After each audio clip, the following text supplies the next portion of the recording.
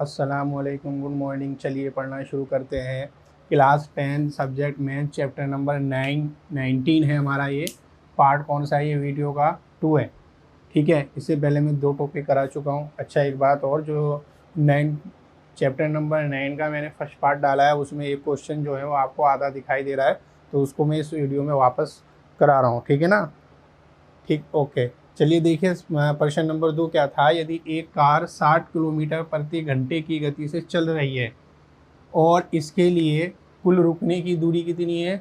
54 metre, तथा प्रतिक्रिया दूरी कितनी है? 18 मीटर हो, तो पीछा करने की दूरी ज्ञात कीजिए। देखिए, एक सूत्र रह गया था, वो मैं आपको लिखवा दूँ यहाँ। वो सूत्र क्या है? वो सूत्र आपका ये है, रुकने की दूरी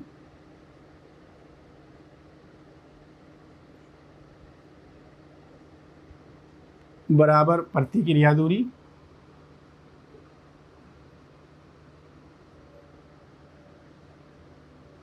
इनटू पीछा करने की दूरी। ये सूत्र होता है। ठीक है ना? इसको और याद कर लेना आप। बस 2 ही सूत्र है इस वाले टॉपिक में इसका, पीछा करने की दूरी। सही है। अब देखिए हमें क्या दे रखा है। हमें दे रखा है रुकने की दूरी और प्रतिक्रिया दूरी, और पूछ क्या रहा है? पीछा करने की दूरी। तो देखिए, एग्ज़ाम में जो चीज़ आपसे पूछी जाए उसको हमेशा बाईं तरफ रख लेना। अब इस फॉर्मूले का बराबर के बाद इधर का एक दायां हिस्सा है, इधर का एक बायां हिस्सा है, और इधर का कौन सा आपका दायां हिस्सा है। अब हमसे पूछ क्या रहा है? हमसे पूछ रहा है पीछा करने की दूरी, तो इस वाली चीज़ को मैं इस साइड लिख लूँगा, बाईं तरफ लिख लूँगा। ठीक है ना? चलिए करें। अच्छा, पहले जो दे रखा है हम वो लिख लेते हैं। हमारे पास क्या है भाई? रुकने की दूरी कितनी है? रुकने की दूरी ये कितनी है? 54 मीटर। प्रतिक्रिया दूरी कितनी है?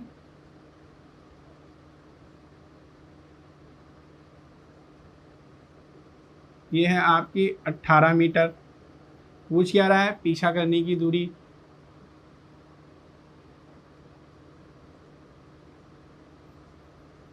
ये बताइए। ठीक है, तो इसको उधर लिख लेंगे। प्रतिक्रिया दूरी कितनी है हमारे पास? 18, तो मैं 18 लिख दूंगा, इनटू पीछा करने की दूरी।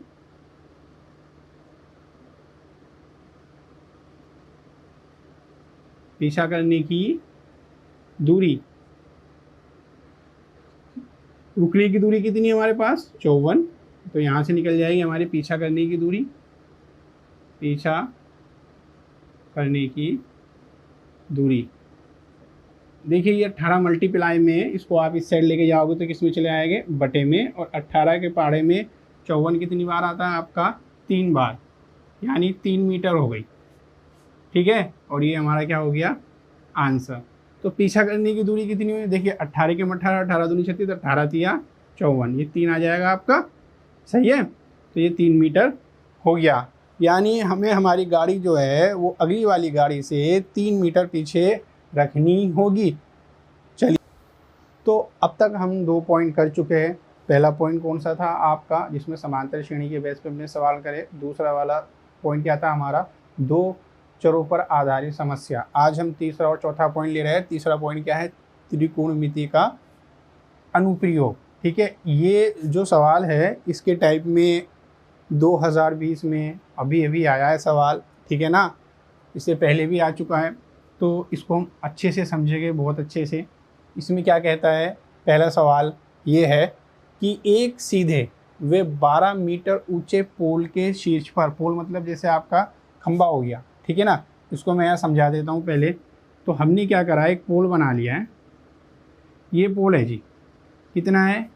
12 मीटर। इसका नाम रख दूँ ए, और बी इसका नाम रख देता हूँ। ये हमने एक खंबा खड़ा कर दिया है, और ये कितना है? 12 मीटर ऊंचा है। इसके शीर्ष पर जो है ना, एक सीसीटीवी कैमरा लगा हुआ है। क्या लगा हुआ है? एक सीसीटीवी कैमरा लगाना है। ठीक है ना? ताकि पोल के शीर्ष से 13 मीटर दूर, पोल का शीर्ष ये रहा भाई। पोल का शीर्ष क्या होता है? देखिए, शीर्ष होता है ऊपर वाला हिस्सा, और पाद होता है आपका नीचे वाला हिस्सा जो फिट लिखा हुआ है। तो ये कह रहा है ताकि पोल के शीर्ष से 13 मीटर दूर, ये शीर्ष है और इससे 13 मीटर दूर दृष्टि रेखा के आगे भी यातायात देखा जा सके। अब देखिए ये शीर्ष से 13 मीटर दूर बात करते हैं तो ये हो गया आपका, ठीक है, ये कितना है 13 मीटर दूर। यानी अगर मैं इस कैमरे को झुकाता हूँ तो 13 मीटर दूर से, यानी यहाँ से हम आगे का दृश्य क्या कर सकते हैं, देख सकते हैं। बात आ रही समझ में? ये वाला नहीं देखोगे कि जैसे भाई मैंने कैमरा लगाया, ये कैमरा यूँ लगा हुआ है, अब ये मैक्सिमम अगर झुकाने की बात कर रहे हैं हम तो ये मैक्सिमम इतना झुक पा रहा है, ठीक है। और 13 मीटर की दूरी पर, 13 मीटर की दूरी क्या हो गई, यहाँ ज़मीन पे आ गया ये हम, है ना, 13 मीटर की दूरी। अब देखो पाद से यहाँ तक की दूरी बनाऊँ तो मैं कितनी हो जाएगी, ये मालूम कर लेंगे। तो यहाँ से आगे का हमें कैमरे के द्वारा दिखेगा, ये पीछे वाला एरिया नहीं दिखेगा। आप खुद सोचिए, ऐसे ये मैंने खंभा है, ठीक है ना, रोड पे लगा हुआ है, इसके ऊपर कैमरा लगा हुआ है। अब ये कैमरा क्या है, इतना झुक पा रहा है, कितना झुक पा रहा है, इतना, इससे ज़्यादा नहीं झुक रहा। तो ये वाला जो हिस्सा है इस हिस्से में मैं दिखाई नहीं देगा। अब ज़रा आप देखिए इस वाले हिस्से को, ये जो है अगर मैं इसको ऐसे घुमाता हूँ तो ये क्या बना रहा है, एक वृत्त बनाएगा। क्या बनाएगा, वृत्त। ज़रा देखिए अगर मैं इसको ऐसे घुमाता हूँ तो ये क्या बना रहा है, एक वृत्त बना रहा है। समझ में आई बात?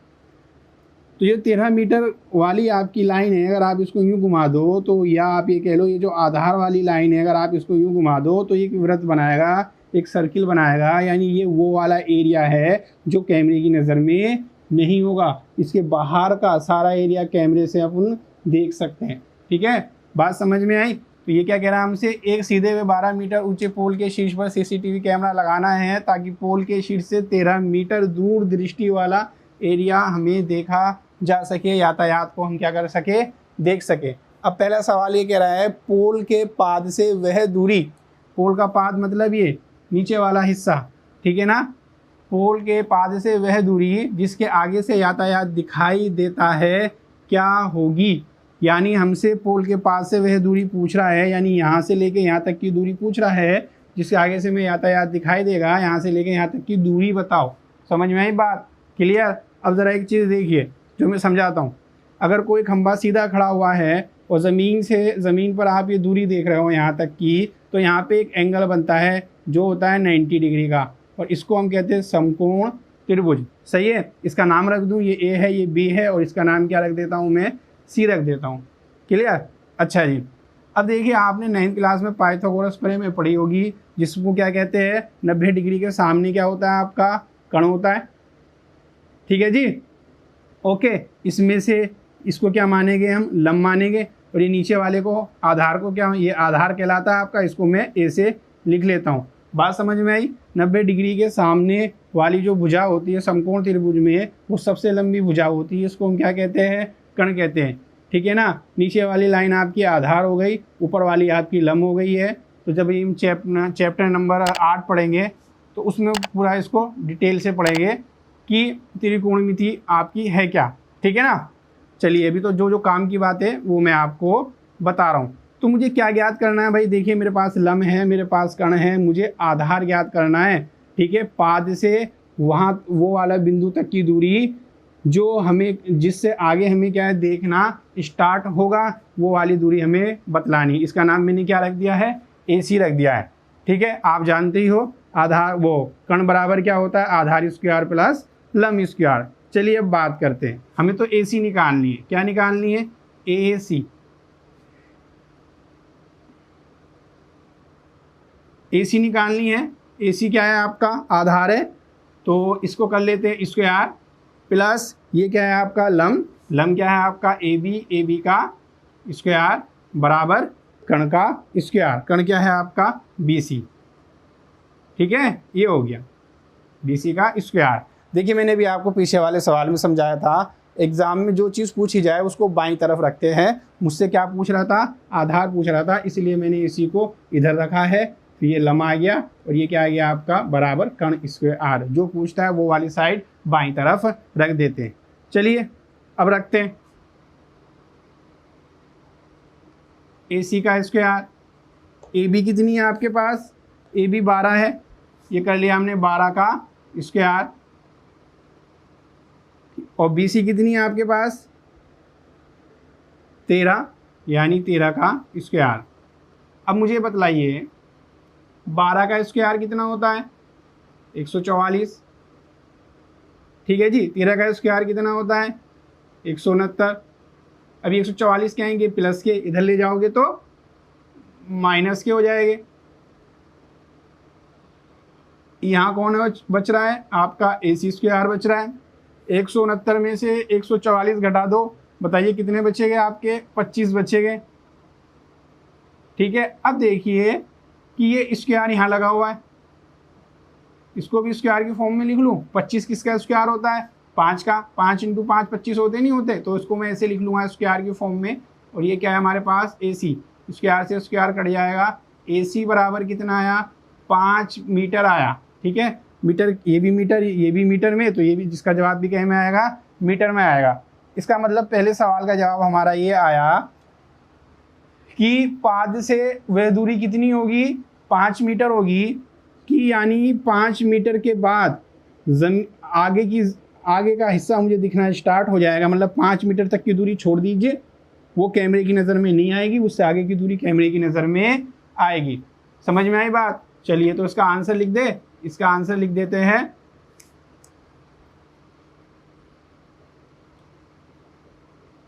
दूरी कितनी होगी 5 मीटर होगी। सही है जी, ओके।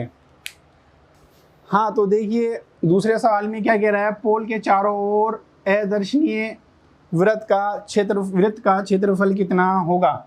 अब ये हमारा पोल है, ये हमारा खंबा है, खंबे के चारों ओर ये जो वृत्त बनना है ये कैमरे में रिकॉर्ड नहीं हो रहा, तो हमसे ये कह रहा है कि ये जो वृत्त बनना है इसका क्षेत्रफल बतलाइए, ठीक है जी। ये जो हमारा वृत्त बनना है ना इसका क्षेत्रफल बताओ। अब देखिए वृत्त का क्षेत्रफल निकालने के लिए हमें क्या चाहिए होती है, त्रिज्या चाहिए होती है, और त्रिज्या हम इसकी अभी निकाल के लेकर आए, कितनी आई थी 5 मीटर। बहुत आसान है, एक तो पाइथागोरस प्रमेय वाला सवाल हो गया, एक वृत्त वाला सवाल डला हुआ है। चलिए करते हैं।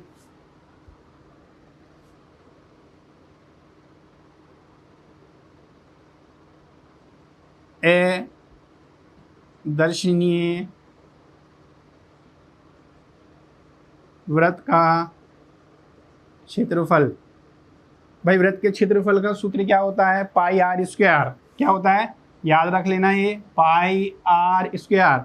ये जो हमारा सर्किल होता है ऐसे, ठीक है, इसका क्षेत्रफल कितना होता है पाई आर स्क्वायर। आर क्या होती है इसकी त्रिज्या होती है सेंटर से लेके यहाँ तक की, ये हो गई आपकी। इसको किससे लिखते हैं आर से। पाई का मान आप कितना होता है 22/7 होता है। कितना होता है 22/7, या हम 3.14 भी क्या करते हैं इस्तेमाल करते हैं। दो मान होते हैं, ये वाला एक ये वाला। समझ में आ गई बात। चलिए अब पाई का मान रख देते हैं कितना 22/7। अच्छा आप मुझे बतलाइए क्या त्रिज्या भी हमने पीछे निकाली थी, ये त्रिज्या ही तो निकाली है जो किसके लिए पाइथागोरस प्रमेय यानी समकोण त्रिभुज के लिए तो आधार है, लेकिन इसके लिए किसका काम करेगी त्रिज्या का काम करेगी। तो आर बराबर कितना है आपका 5 है, ठीक है ना। चलिए 5 रख दूं मैं, ये रख दिया 5 का स्क्वायर। कितनी बार लिखेंगे 22/7 × 5 × 5 कितने होगा ये 5 पंजे 25, 5 पंजे 25 हो गया। 25 की गुणा किससे करेंगे 22 से। चलिए लिख देता हूँ 22/7 × 25 मल्टीप्लाई करें 25 का बड़ा 5 दो बार बोलोगे 25 दूनी 50। हासिल कितनी लगी आपकी 5, 25 दूनी 50 और 5 कितने हो गए आपके 55/7। सही है ओके। अब मैं इसको मिटा देता हूँ, इसका काम भी क्या हो गया है ख़त्म हो चुका है। यहाँ से ही मिटा रहा हूँ। आप ये अब आगे कर लेते हैं। हमें क्या करना है इसमें भाग देनी है, किसकी देनी है 7 की। कितनी बार जाएगी 7 की भाग इसमें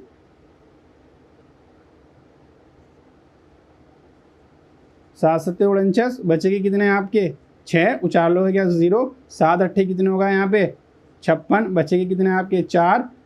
ठीक है जी, यहाँ लगाओगे आप पॉइंट, यहाँ क्या आ जाएगा आपका 0, 7 पंजे कितने हो जाएगा आपके 35, बचेंगे कितने आपके 5, फिर आ जाएगा 0, फिर 7 सत्ते ये 49 आ गए, फिर कितना बचा 1, और ये 7 एकम 7, भाग देना आता है इसलिए हमने ऐसे कर दिया है। ठीक है, दशमलव के 3 अंकों तक हम वैल्यू निकालते हैं, उससे आगे नहीं निकालते। किताब का एक्यूरेट आपको आंसर चाहिए तो दशमलव के 3 अंकों तक हमें वैल्यू निकालनी होती है। तो ये 78.571। अब हम इसको क्या कर लेते, पूर्णांकित कर लेते। पूर्णांकित करने का मतलब क्या होता है, ये तीसरा अंक यहाँ से हटाते हैं। जब तीसरा अंक 5 से छोटा होता है तो उसको यहाँ से हटा देते हैं और ये गिनती ऐसी की ऐसी लिख देती है। ये मैं आपको पीछे की क्लास में भी सिखा चुका हूँ। ठीक है, अच्छा क्षेत्रफल निकालना था मीटर में, तो इसकी यूनिट क्या होती है, मीटर स्क्वायर। क्लियर है, ओके जी। और ये क्या हो गया, हमारा आंसर हो गया। तो हम इसको ज़रा अच्छे से लिख देते हैं। अच्छे से कैसे, ऐसे, ए दर्शनीय वृत्त का क्षेत्रफल 78.5 मतलब 57 मीटर स्क्वायर होगा। ठीक है जी, ये उतार लीजिए। एग्ज़ाम में ये 2 सवाल ज़्यादा पूछे जाते हैं। ये वाला सवाल, इससे रिलेटिव सवाल आता है तो ये 2 सवाल पूछे जाते हैं। और करते क्या है, बस इनकी वैल्यू बदल देते हैं। जैसे 12 की जगह 14 लिख दे, 15 लिख दे, और यहाँ पे आपकी ये वैल्यू बदल दे, और कुछ नहीं होता है। 13 की जगह कुछ और लिख दे, ठीक है ना। तो गिनती बदलती है, तरीका बिल्कुल नहीं बदलता। तो मैं आपसे क्या कहना चाहता हूँ कि आप सीखिए तरीका।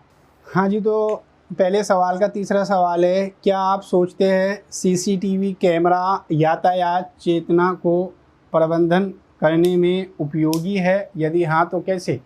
हालांकि ये सवाल पूछते नहीं हैं, क्योंकि मैथ में तो भाई सवाल सोल्व कराते हैं आपके।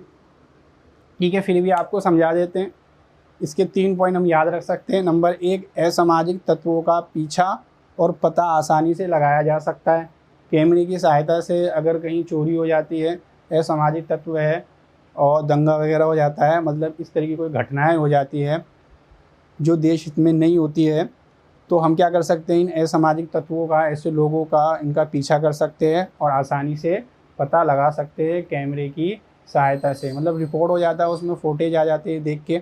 चालान कटने के डर से यातायात नियमों का पालन करेंगे। अब देखिए, लोग जो होते हैं, अगर हम ट्रैफिक लाइट पे कैमरे लगा दें तो लोगों को अगर ये पता हो कि यहाँ पे कैमरे लगे हुए, तो यातायात नियमों का वो पालन करेंगे, उल्लंघन नहीं करेंगे। ये भी इसका बेनिफिट है कैमरे लगाने का। तीसरा, रोड पर दुर्घटना देखकर यातायात रुका है तो जल्दी से हटा सकते कि भाई हमें क्या पता यातायात जाम है।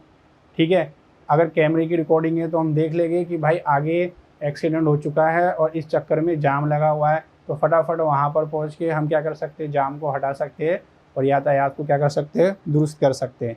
अच्छा जी, चौथा पॉइंट ऐसे एज आ नॉलेज के लिए लिख दिया कि सीसीटीवी का पूरा नाम क्या होता है। सीसीटीवी का पूरा नाम होता है क्लोज सर्किट टेलीविज़न। ओके जी, ये हमारा पहला क्वेश्चन आ गया। ये याद रख लेना कि पहले क्वेश्चन के टाइप पे एग्ज़ाम में सवाल पूछे जाते हैं। इसमें 2 चीज़ें पूछी जाती है, एक तो ये पोल के पाद से दूरी, और दूसरा पोल के कैमरे के द्वारा वो वाला क्षेत्रफल जो हमें दिखाई नहीं देता वो बतलाइए। ठीक है, ये इन 2 बेस पर आपसे सवाल एग्जाम में पूछे जाते हैं। सवाल नंबर 2 देखते हैं क्या कहता है हमसे। यदि एक खंबे के आधार से 20 मीटर दूर, ये हमने खंबा बना लिया, आधार कहाँ होता है, इसका नाम रख दूँ क्या, ए और बी, सही है। खंबे के आधार से, आधार होता है नीचे वाला हिस्सा, जिसको अभी मैंने आपको बतलाया था, इसको क्या कहते हैं, हम पाद भी कहते हैं। आधार से 20 मीटर दूर, तो कहाँ जाएंगे भाई हम, 20 मीटर दूर। ये गए हम, यहाँ गए हम 20 मीटर दूर, यहाँ पहुँच गए, जिसका मैंने नाम रख दिया है सी। प्लेटफॉर्म के एक बिंदु से खंबे की चोटी पर लगे हुए कैमरे का उन्नयन कोण 60 है। ये है हमारा यहाँ पे कैमरा। ठीक है, उन्नयन कोण मैं भी समझा देता हूँ आपको। ऊपर से आपने सी वाले पॉइंट से लाइन मिला दी, तो नीचे वाला जो आपका ये एंगल बनता है, इसको हम कहते हैं उन्नयन कोण। ठीक है ना, चैप्टर 8 में फुल डिटेल से पढ़ेंगे, कोई दिक्कत वाली बात नहीं है। अभी आप याद रख लीजिए कि नीचे वाले पॉइंट पे जो आपका कोण बनता है उसको हम क्या कहते हैं, उन्नयन कोण, ठीक है। और ये कितना है आपका जी, 60 डिग्री, सही है। तो खंबे की ऊंचाई ज्ञात कीजिए। चलिए, तो खंबे की ऊंचाई क्या है भाई, ये रही, और ये हमसे पूछ रहा है, ये बताओ कितनी है, ए बी पूछ रहा है। बात समझ में आई? सवाल को पढ़ा, चित्र बनाया। 8वें चैप्टर में इसी के बेस पे हमारे सवाल है, अच्छे से खूब करेंगे समझ समझ के, ठीक है। चलिए अभी देखते हैं हम इसको आगे।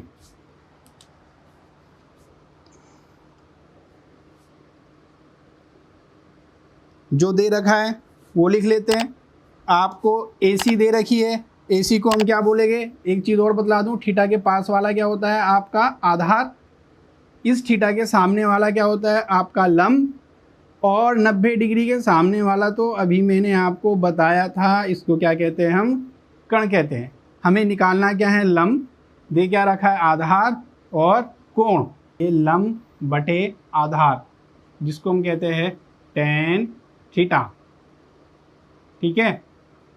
थोड़ी सी इसकी जानकारी दे दूं, देखिए जानकारी कैसे, हम इसको लिख लेते हैं, 9th क्लास में सीखा है वैसे, लाल बटे ये कक्का वाला फॉर्मूला याद होगा, इसको क्या कहते हैं हम, साइन कहते हैं, इसको क्या कहते हैं हम, कॉस कहते हैं, इसको क्या कहते हैं हम, टेन कहते हैं, और नीचे वाले को कॉट कहते हैं, और इस वाले को सेक कहते हैं, और इस वाले को कोसेक कहते हैं, ठीक है।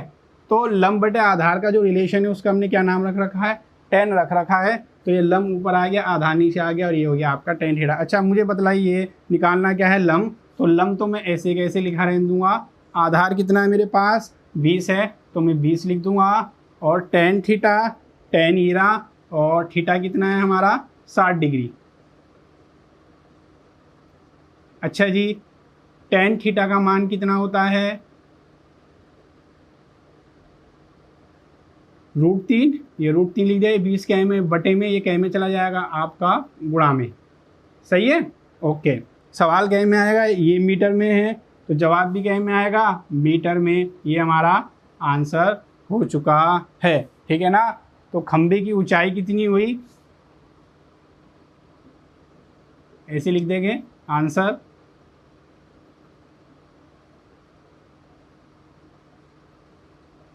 खंबे की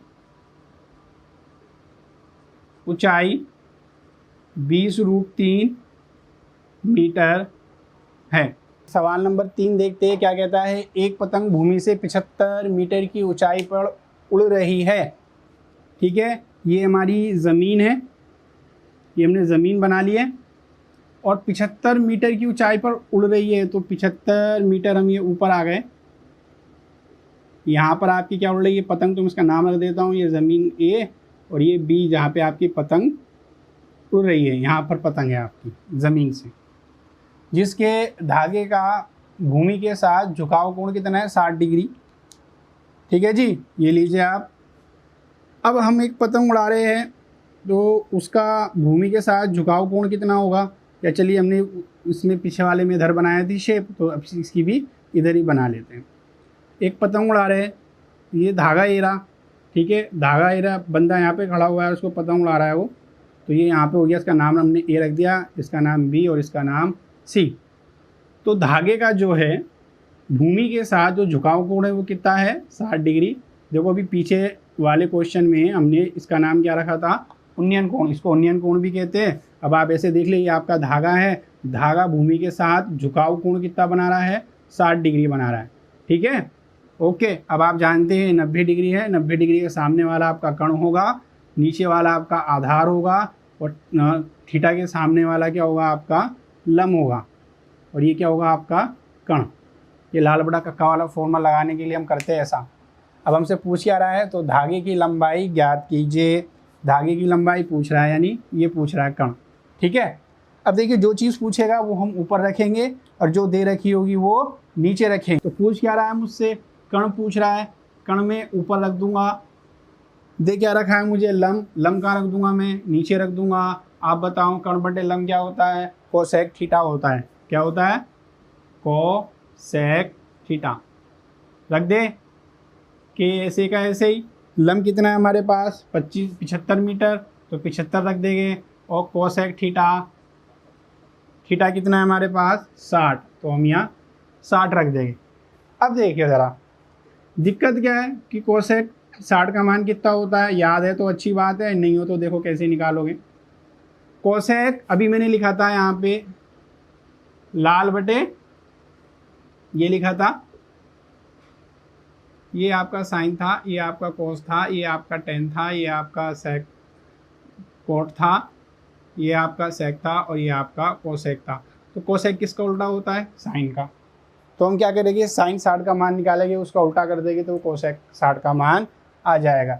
अच्छा जी, साइन 60 का मान कितना होता है, याद दिला दो। साइन 0 का मान 0, साइन 30 का मान 1/2, साइन 45 का मान 1/√2, और साइन 60 का मान होता है √3/2। कितना होता है, √3/2। ये किसका होता है, आपका साइन 60 का। मैंने आपसे क्या कहा कि कोसेक का मान चाहिए तो साइन का उल्टा कर दो। साइन 60 का मान √3/2 होता है, इसका उल्टा कर दीजिए, कितना आ जाएगा 2/√3। सही है। देखिए मान हमें 3 ही याद रखने पड़ते। जब ये चैप्टर पढ़ाऊंगा ना मैं आपको, फुल डिटेल चलेगी वहाँ पे, तो मान हमें 3 याद रखने पड़ते, साइन कोस और टेन का। उसका उल्टा करके निकाल लेते। तो देखो मैंने किसका मान लिया, साइन का मान लिया, उसका उल्टा कर दिया तो कोसेक का निकल के आ गया, सीधी सी बात है। ऐसे ही मैं कोस के मान का उल्टा करूँगा तो सेक का निकल के आ जाएगा, टेन के मान का उल्टा करूँगा तो कोट का निकल के आ जाएगा। सिंपल सी बात है, बस सारणी के ये 3 मान याद रखते, बाकी उल्टे करके हम निकाल लेते हैं। अभी 75 गए में बटे में किस में चला जाएगा, गुणा में। तो ये 2 × 75/√3। सही है। अब बताओ जी मुझे, देखिए क्या करना है अपने को, इसकी मल्टीप्लाई इससे कर लूँ। 75 दूनी कितने होते हैं आपके 150, नीचे क्या चल रहा है √3। सही है।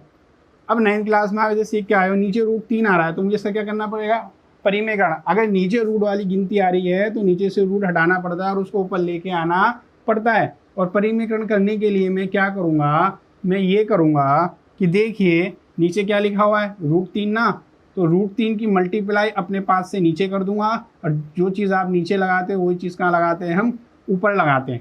ठीक है, ओके, अच्छी से समझ लेना इसको। मैंने क्या करा, ये √3 हटाने के लिए, ये रूट हटाने के लिए मैंने √3 की मल्टीप्लाई अपने पास से नीचे करी और अपने पास से उसको कहाँ करी है, ऊपर करिए। तो देखिए ये होगा आपके 150, ये होगा आपके √3। अच्छा देखिए √3 × √3 कितने होते हैं, 3 होते हैं। सही है, क्लियर, ये याद रख लेना ये वाली बात। √3 × √3 कितने होते हैं, 3 होते हैं। तो नीचे वाले जोड़े का क्या बन जाएगा, 3 बन जाएगा, यानी जिसका जोड़ा बन गया उसका रूट हट गया। ऐसे याद रख लो, जिसका जोड़ा बन गया उसका रूट हट गया। अब 3 से के पाड़े में 15 आता है, 3 × 3, 3 × 5 15, यानी हमारा जवाब कितना आया, हमारा जवाब आया 50 √3 मीटर। ठीक है, तो देखिए जो रूट नीचे था वो कहाँ गया, ऊपर आ चुका है। जवाब हमसे क्या पूछ रहा था, धागे की लंबाई। अच्छा देखिए √3 का मान भी होता है, √3 का मान कितना होता है, अगर मैं आपको समझाऊं, √3 का मान होता है 1.732। सही है। चलिए थोड़ा और आगे करते हैं, अच्छा लगेगा, मतलब चीज़ें हमें और आनी चाहिए पूरी की पूरी। इसको मैं कहाँ से मिटा देता हूँ, यहाँ से मिटा दे, यहाँ से तो चलो लिखा रहने देते हैं। अपन क्या कर लेते हैं, थोड़ा आगे कर लेते हैं, यहीं पे लिख देते हैं। 50 की मल्टीप्लाई कर लेंगे 1.732 से, करें यहाँ पे साइड में, यहाँ कर लेते हैं 1.732 की मल्टीप्लाई करनी है अपने को 50 से, तो ये तो 0 0 आ ही जाएगा। 5 का पारा 2 बार बोलोगे, 5 दूनी 10, हासिल लगे 1, 5 या 15 और 1 16, हासिल लगे 1, 5 7 35 और 1 36, हासिल लगे 3, 5 5 और 3 8 हो गए साहब आपके। जोड़ ले 0 0 6 6 8, पॉइंट कितने के बाद था, 3 के बाद, 1 2 3, 3 के बाद पॉइंट लगा देंगे 1 2 3, ये आ गया। ठीक है, कितना आ गया साहब, ये तो मैं यहाँ लिख देता हूँ, ए यहाँ पे, इससे आगे का यहाँ लिख दिया मैंने। ठीक है जी, कितना आ रहा है 86.6 मीटर। तो हमारा आंसर क्या हो जाएगा, हमारा आंसर हो जाएगा धागे की जो लंबाई है वो 86.6 मीटर है, क्वेश्चन नंबर 4 देखते हैं, जो हमारा क्या है बिल्कुल पहले जैसा है, बस सिर्फ संख्याएं बदल गई है। ज़रा देखते हैं। एक सीधे हुए 8 मीटर ऊंचे खंभे के शीर्ष पर ये एक मैंने खंभा बना लिया है, इसका नाम ए और बी रख दिया है।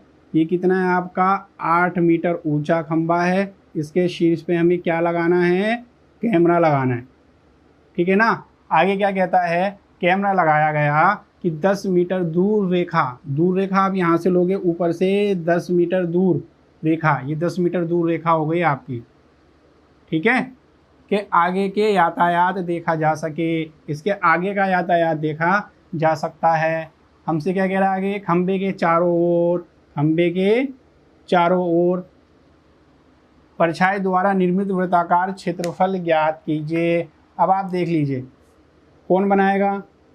जैसे जैसे हमने पहला सवाल किया है, यहाँ पे क्या बना लेंगे हम, एक वृत्त बना लेंगे। ये बना लिया तो हमसे क्या कह रहा है, इस वृत्त का क्षेत्रफल बताओ। ये जो मैंने ग्रीन कलर का वृत्त बनाया, तो पहले जैसा ही सवाल है, ये 2 नंबर का आया था। समझा दूँ आपको, देखो पाई का मान 3.14 इस्तेमाल करना है। ये 2 नंबर का आया था। मेन एग्ज़ाम का जो पेपर होता है उसका क्वेश्चन नंबर 15 था, ये आपका 2 नंबर का, ये 2020 में अभी आया है, यानी पहले वाले क्वेश्चन के बिल्कुल बेस पर है। करें अब इसको, तो देखिए क्या काम करना पड़ेगा। पहले मैं आधार निकाल के लेके आऊँगा। भाई मुझे ये क्षेत्रफल चाहिए, क्षेत्रफल कैसे निकलेगा, पहले मुझे त्रिज्या चाहिए। त्रिज्या के लिए मैं ये आधार निकाल के लेके आऊँगा, ये आधार आ जाएगा, ये वृत्त की त्रिज्या होगी, फिर फॉर्मूले में रखेगा, हम इसको सॉल्व कर लेंगे। क्लियर है, चलिए। अच्छा ये बताइए, करें 90 डिग्री के सामने वाला ये आपका कण है, ये नीचे वाला आपका आधार हो गया, ये आपका लंब हो गया। पाइथागोरस प्रमेय में लगा के पहले AC निकाल लेंगे। चलिए निकाले, तो आप जानते हैं पाइथागोरस प्रमेय में AC का स्क्वायर प्लस AB का स्क्वायर बराबर BC का स्क्वायर। जो जो वैल्यू हमारे पास है रख देंगे। AC में निकालनी है तो AC ऐसे का ऐसे लिखा रहने देंगे। AB कितना है 8, यानी 8 का स्क्वायर। अच्छा जी, ये क्या है BC 10, यानी 10 का स्क्वायर। कितना होगा, AC ऐसे का ऐसे ही। 8 का स्क्वायर कितना होता है 64, 10 का स्क्वायर कितना होता है 100। 64 प्लस के इधर जाएंगे तो आपके माइनस के हो जाएंगे, ठीक है। चलिए इधर कौन बचा हुआ है, AC बचा हुआ है। AC का स्क्वायर 100 में से 64 घटाओगे, बताइए कितने बचेंगे आपके, 36 बचेंगे, ठीक है जी। कितना आ गया यहाँ पे, ये आपके 36। अब मुझे एक बात बतलाइए, 36 किसका स्क्वायर होता है। आप कहोगे सर 6 का स्क्वायर होता है, 6 चाहे 36 होते ही नहीं होते। ये हो गया, स्क्वायर से स्क्वायर कट गया। AC कितना आ गया 6 मीटर। ये बात आई आपके समझ में, AC निकाल ली। अब ये जो हमारी AC है ना, जो हमारा आधार है, ये इस वृत्त के लिए किसका काम कर रहा है, त्रिज्या का काम कर रहा है। वृत्त की त्रिज्या है, तो ये कितनी आ गई है 6 मीटर। बात समझ में आई। ये जो मैं 6 निकाल के लेके आया हूँ, ये मेरे वृत्त की क्या है, त्रिज्या है। क्लियर। और ये पाइथागोरस प्रमेय से हमने निकाल ली। अब हमें तो क्या पूछ रहा था, परछाई द्वारा निर्मित वृत्ताकार क्षेत्र का क्षेत्रफल, ठीक है, यानी वृत्ताकार क्षेत्र का क्षेत्रफल हमसे पूछ रहा है। इसको आगे कर दूं, यहाँ कर देता हूँ।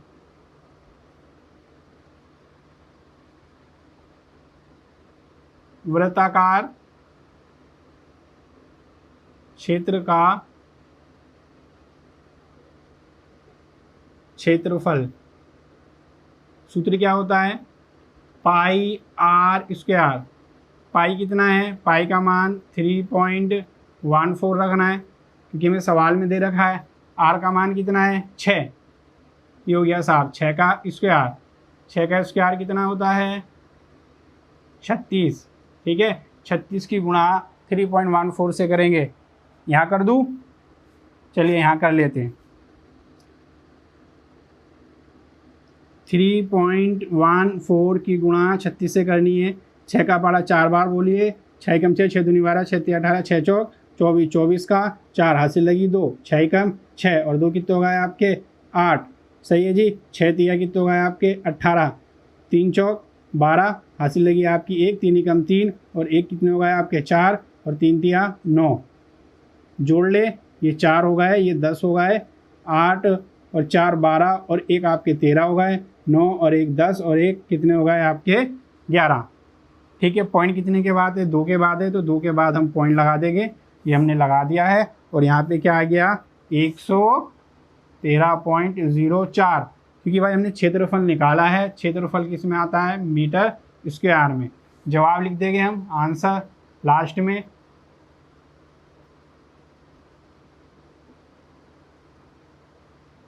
वृत्ताकार क्षेत्र का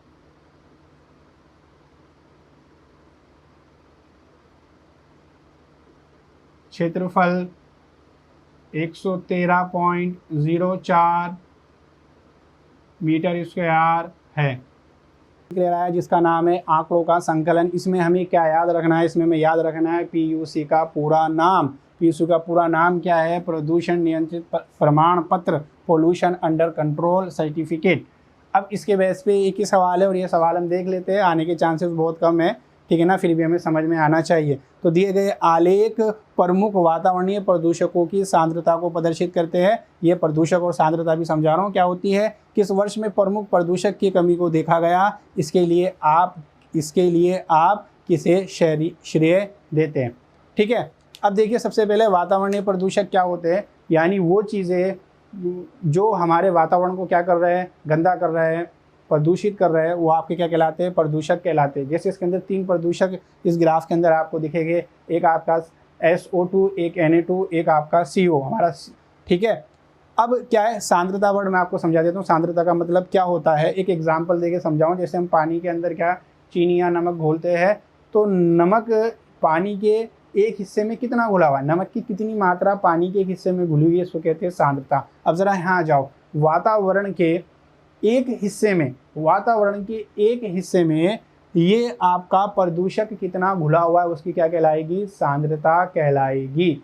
बात समझ में आई, क्लियर। इसको निकालते कैसे, इसको ऐसे निकालते, इसकी टोटल मात्रा प्रदूषक की, मान लीजिए कि 2 किलो आपका प्रदूषक घुला हुआ है, ठीक है, बटे में क्या कर देंगे, वातावरण का कुल आयतन, ऐसे हम इसको निकाल लेते हैं। ज़्यादा डिटेल में और हम नहीं जा रहे, बस आप याद रख लीजिए वातावरण के एक हिस्से में घुला हुए प्रदूषक की जो मात्रा होती है उसको हम क्या कह देते हैं, सांद्रता कहते हैं। ठीक है ना। किस वर्ष में प्रमुख प्रदूषक की कमी को देखा गया। अच्छा, इस ग्राफ के अंदर हम 3 चीज़ें देख रहे हैं। पहली चीज़ कौन सी देख रहे हैं, इधर वाली साइड, इसमें आपके सल्फर डाइऑक्साइड और Na2 लिखा हुआ है, ये इसकी सांद्रता को शो करता है। इधर किसकी सांद्रता, कार्बन मोनोऑक्साइड की, और नीचे आपके वर्ष दे रखे। ठीक है जी। अब आप देखिए हम कैसे पहचानेंगे इसमें प्रमुख वातावरणीय प्रदूषक कौन सा है। भाई सबसे ऊपर कौन सी लाइन बनी हुई है आपकी, ये वाली बनी हुई है कार्बन मोनोऑक्साइड की, ये वाली जो बनी हुई है, ठीक है ना, यहाँ ऊपर सिंबल भी लिख रहा है। तो कार्बन मोनोऑक्साइड हमारा यहाँ पे प्रमुख प्रदूषक है। आप मुझे बतलाइए इसमें सबसे ज़्यादा कमी कौन से वर्ष में आई है, तो आपको दिख रहा है 2003 में। किसमें, 2003 में। क्लियर है, तो हम यहाँ पे लिख दें प्रमुख जो प्रदूषक है वो क्या है हमारा, कार्बन, ये मोनोऑक्साइड लिख दूं यहाँ पे, कार्बन ब्रैकेट में लिख देता हूं, कार्बन मोनो ऑक्साइड। ठीक है, 2003 में क्या पूछ रहा था हमें, कमी को देखा गया। ठीक है ना, 2003 में सबसे ज़्यादा कमी देखी गई। आगे हमसे क्या कह रहा है, इस कमी का श्रेय आप किसे देते हो। ठीक है जी, तो इसके कुछ पॉइंट मैं आपको लिखवा देता हूं, किसको देते हैं।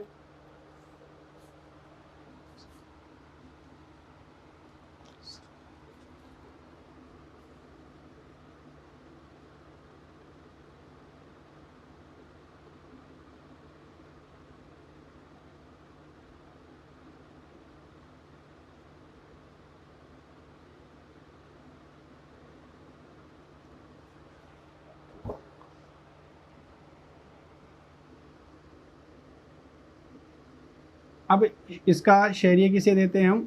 दो जनों को देते हैं। एक तो जनता को, भाई सरकार कोई कानून बनाएगी और जनता पालन करेगी तभी ही तो किसी समस्या का समाधान किया जा सकता है। अब दूसरा किसको है भाई? सरकार को। सरकार ने देखिए कौन कौन सी चीज़ें कर रखी है। सरकार ने हमारा क्या बनाया है? कानून बना रखे। कानून कैसे? जैसे फॉर एग्जांपल हम बात कर ले PUC, पहला कौन सा हो गया इनका? PUC जारी करना, जारी करना। अब ये PUC जारी करने का मतलब क्या है? अगर किसी के पास PUC नहीं है, ठीक है ना, यानी प्रदूषण नियंत्रण प्रमाण पत्र नहीं है, तो उसका क्या है? चालान कट जाएगा। तो इस डर से क्या लोग करेंगे? अपने प्रदूषण को कंट्रोल रखेगी कि ऐसी गाड़ी चलाएगी जिसमें से प्रदूषण नहीं हो, ठीक है ना, जो ज़्यादा धुआं नहीं छोड़े। तो इसलिए हम इसको कंट्रोल कर सकते। एक बात ये हो गई। दूसरी बात क्या हो गई साहब कि हमारी सरकार ने क्या कहा कि आप CNG का इस्तेमाल कीजिए। किसका कीजिए? CNG के उपयोग पर जोर देना। क्या करना? जोर देना। ठीक है, पूछता नहीं है, समझा रहा हूँ मैं आपको, ठीक है ना। ये सवाल आता ही कम है एग्जाम में, आज तक तो आया नहीं है, सिर्फ ये पूछा गया PUC का पूरा नाम, फिर भी हमें चीज़ें आनी चाहिए। तो इस तरीके से हमने क्या करा है, ये अपना चैप्टर नंबर 19 कंप्लीट कर लिया है और ये हमारा पूरा हो चुका है। सही, आपको क्या करना है? प्रैक्टिस करनी है, अच्छे से समझना है। कोई प्रॉब्लम हो तो आप हमसे पूछ सकते हैं। अगर आपको हमारा पढ़ाने का तरीका अच्छा लगता है तो लाइक, शेयर और कमेंट कीजिए। मैं थोड़ा स्लो पढ़ाता हूँ, वो इसलिए पढ़ाता हूँ कि देखिए हर तरीके के बच्चे होते हैं, कोई स्पीड में भी पढ़ सकते हैं, किसी को समझने में थोड़ी दिक्कत आती है, इसलिए मैं जो वीडियो बनाता हूँ थोड़ी स्लो बनाता हूँ। लेंथी होती है लेकिन समझाने की पूरी आपको कोशिश करता हूँ। फिर भी कुछ चीज़ें अगर आपको समझ में नहीं आती है तो व्हाट्सअप नंबर आप लोगों के पास है ही, आप कॉल करके मुझसे पूछ सकते हो और मैं इस वीडियो के लास्ट में अपने व्हाट्सअप नंबर फिर से बता दूंगा आपको, ताकि आप कोई प्रॉब्लम आए तो पूछ सकते हो, आपको पूरा सपोर्ट दिया जाएगा। अल्लाह हाफिज़, टेक केयर। चलिए मिलते हैं नेक्स्ट वीडियो में।